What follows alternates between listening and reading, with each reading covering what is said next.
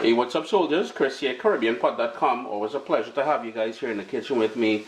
We've got some ham, we've got some cabbage, some carrots, some celery, a nice little touch of curry in there as well too. Stay tuned, you're gonna want to check this recipe, man.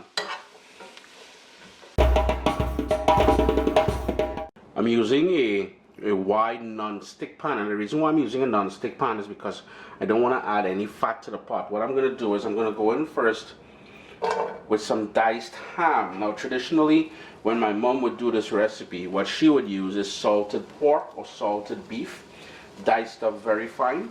And the reason why I'm going in with a dry pan is because I want that ham to render down some of the fat.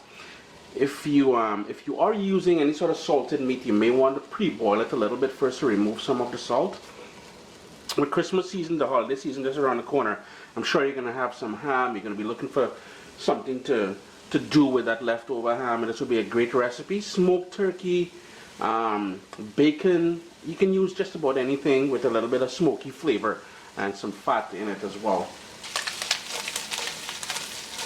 And you can see how much fat has accumulated, rendered down from that. If you want, you can drain some of that fat off. Please don't pour it down your sink or you will have clogged pipes.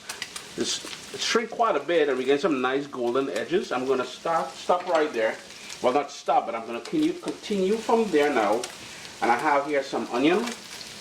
And that's just a small onion that's diced.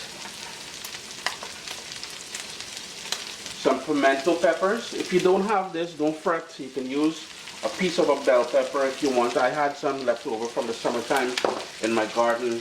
I've got here 1 clove of garlic. I've got here 1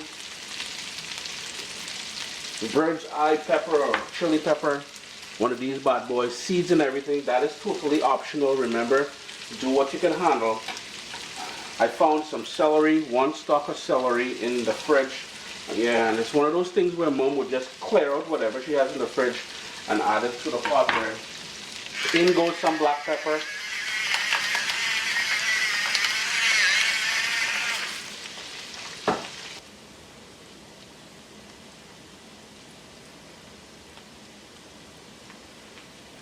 Next up, for a little bit of extra flavor, I'm going to go in with about half a teaspoon of curry powder. That is totally optional as well, but it gives it a nice flavor. And I have here some carrots, some julienne carrots. So I want to mix that. My heat is on a medium heat right now. Just move that around quickly. And I don't know if you guys paying attention, but I did go in and I removed some of the fat from the pot. It was just a bit too much fat for me. Final ingredient to go in now is my cabbage. And this is where I would stretch this dish, because cabbage is relatively cheap.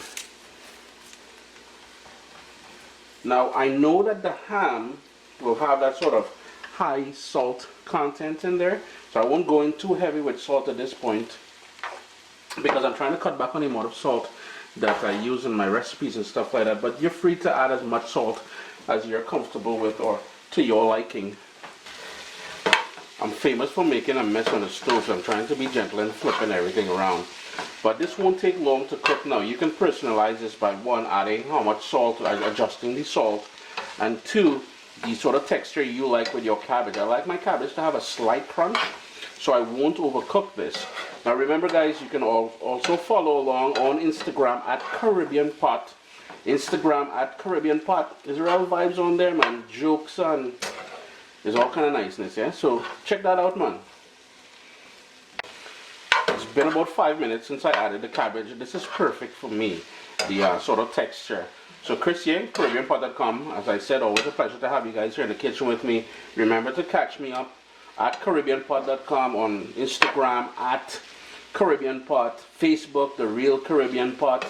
There's all kind of niceness, as I said, yeah? Enjoy all your day, man.